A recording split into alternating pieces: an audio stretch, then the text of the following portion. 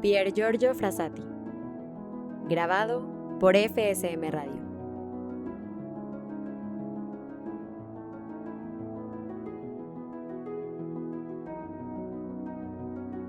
Capítulo 14, parte 1. La supervivencia. La impresión que se tuvo en Turín el día de los funerales fue la de que esa muerte anunciaba una aurora. 6 años han transcurrido desde entonces, y la aurora no cesó de brillar en un horizonte más amplio cada día.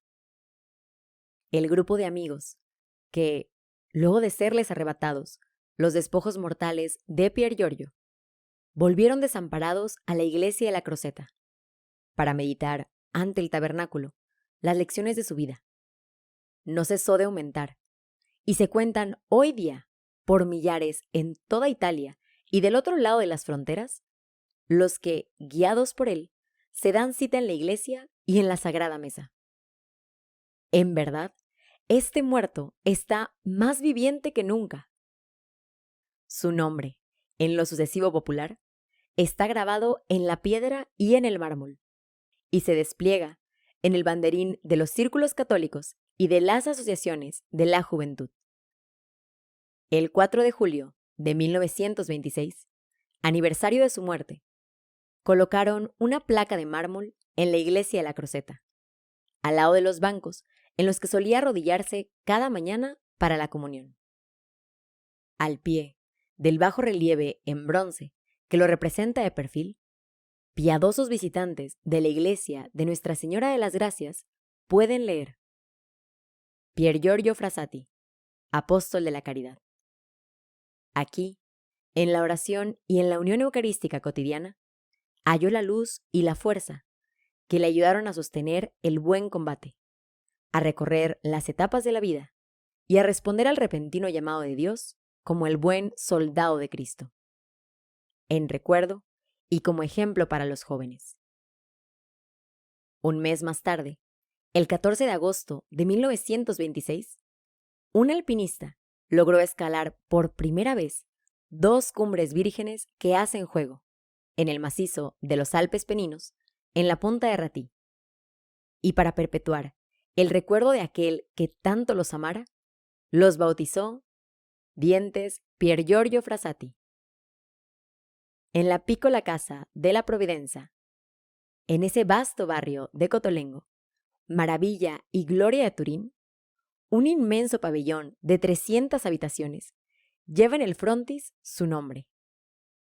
De ese modo, quisieron cumplir el voto que a menudo formulara, de ver levantarse un día a sus expensas un establecimiento destinado a recoger a los ancianos inválidos, que tan a menudo, en el curso de sus visitas a los pobres, viera a cargo de sus familias.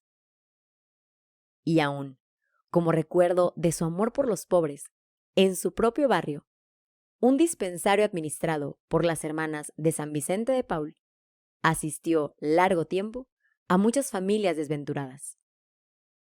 Pero, mejor aún que en el mármol y en la piedra, su recuerdo vive en los corazones. Cada año, el aniversario de su muerte trae de nuevo a la iglesia de la Crocetta muchedumbres ávidas de oír hablar de él. Don Cojasi, el padre Rigini, S.J., el excapellán de la Fusi, el lamentado Monseñor Pini, el padre Cordovani, O.P., asumieron alternativamente esa tarea. Y los mismos arzobispos de Turín quisieron proponer a los jóvenes el ejemplo y las virtudes de aquel que fue su modelo. Fue primero su excelencia el cardenal José Gamba. Luego, el 4 de julio de 1931, su sucesor, Monseñor Fossati. Ese día, también en todos los puntos de Italia, estudiantes de ambos sexos, jóvenes de los círculos católicos, personas de la sociedad y aún religiosos y religiosas, se apresuran a conmemorar, mediante comunión, el aniversario de su nacimiento en el cielo.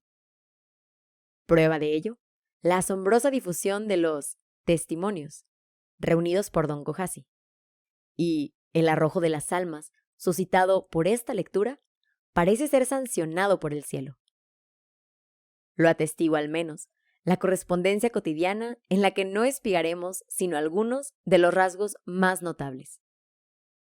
Hay que advertir que el mayor número de favores obtenidos es de orden espiritual, y que es hacia un ideal de pureza recobrada, o mayor aún, que ese joven, que fue un modelo de pureza, se complace en orientar a las almas. El miércoles último, escribe una joven profesora de enseñanza secundaria. En Francia, recibí de Italia la biografía de Pier Giorgio.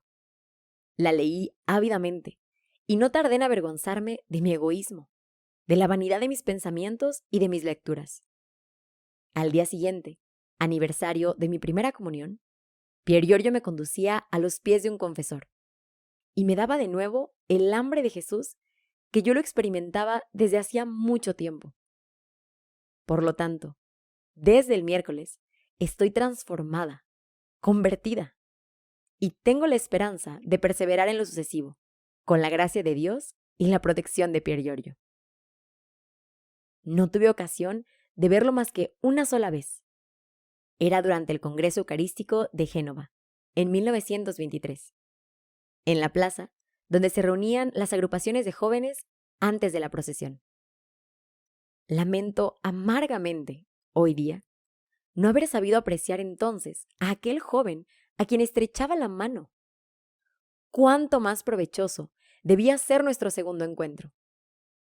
Por cierto, lejos estaba de pensar en que él vendría a buscarme en este perdido rinconcito de la tierra de Francia. Tenía solo 7 años, dice otra joven, cuando perdí a mi padre y a mi madre. Mis hermanos y mis hermanas estaban dedicados integralmente a sus estudios. Aunque me dieran en todo el ejemplo de la más perfecta rectitud, poco cuidaron de mi educación religiosa. Recibí el sacramento de la confirmación. Luego hice mi primera comunión. Después, asistí a misa algunas veces, pero poca importancia daba acto.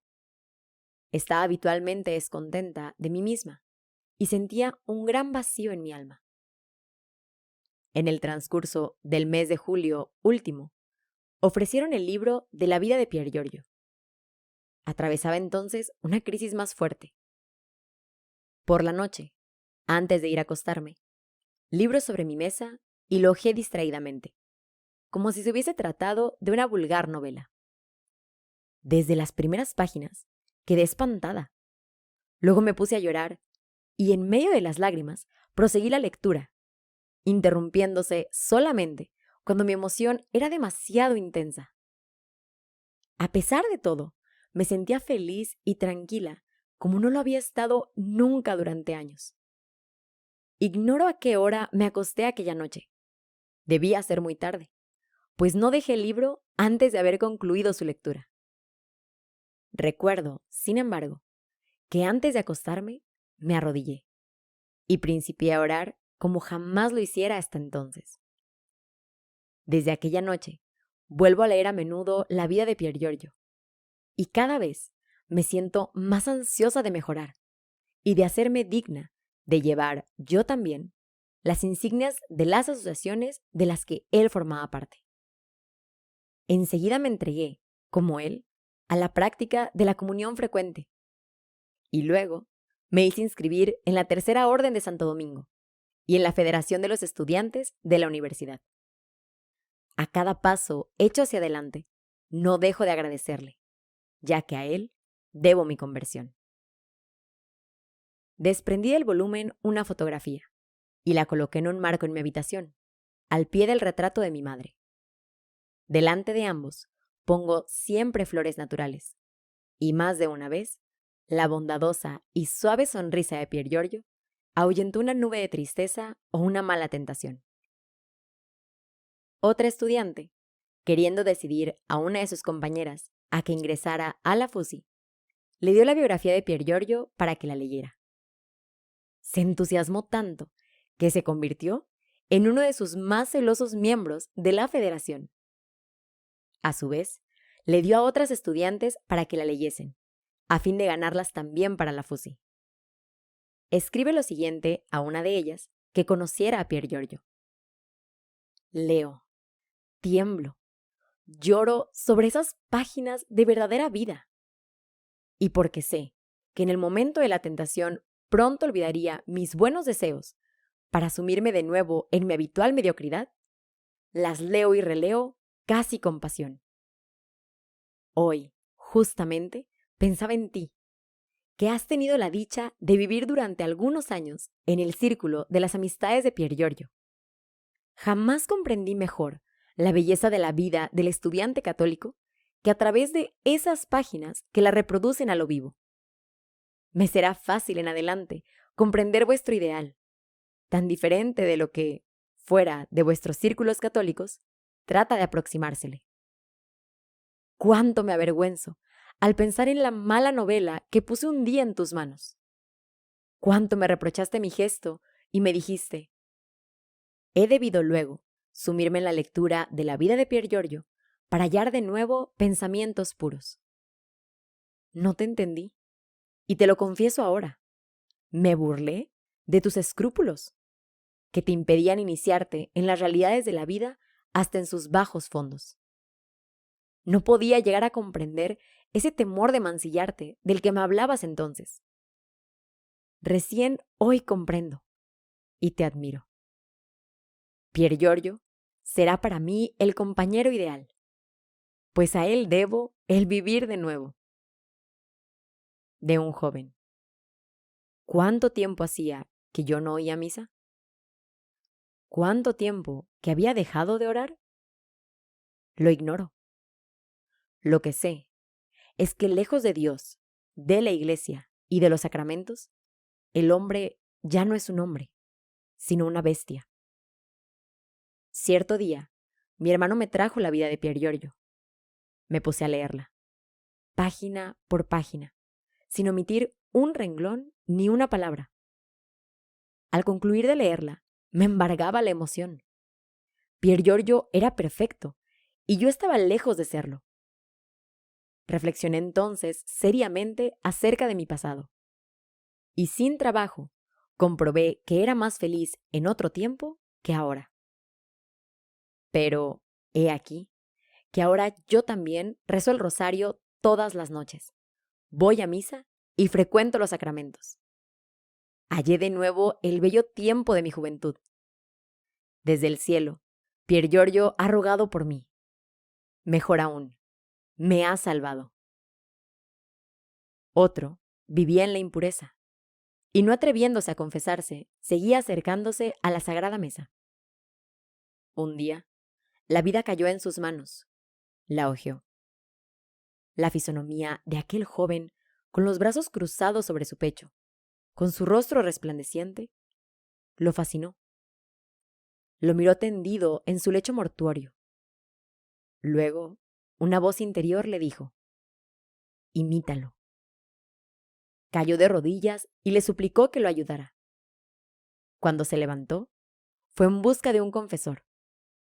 La paz y la alegría reinaron de nuevo en su alma.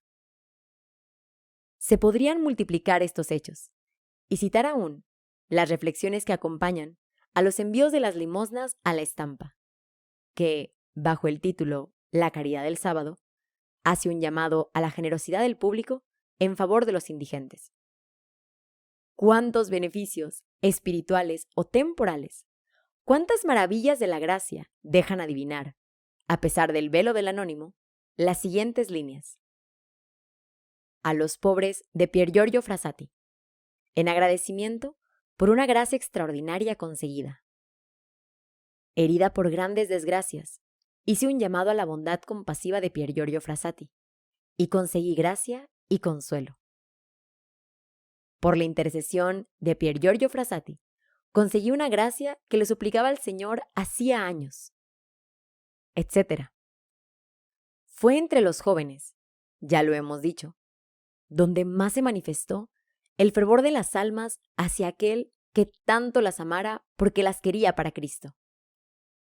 ¿Será por ventura sorprendente que la sola lectura de su vida hiciera surgir del cristiano suelo de Italia, en el espacio de apenas 6 años, una cantidad de obras y de asociaciones de jóvenes cuya sola enumeración llenaría varias páginas? Algunas han sido creadas, otras reanimadas, estimuladas por ese ejemplo vivificante y arrebatador. Contentémonos con citar algunas.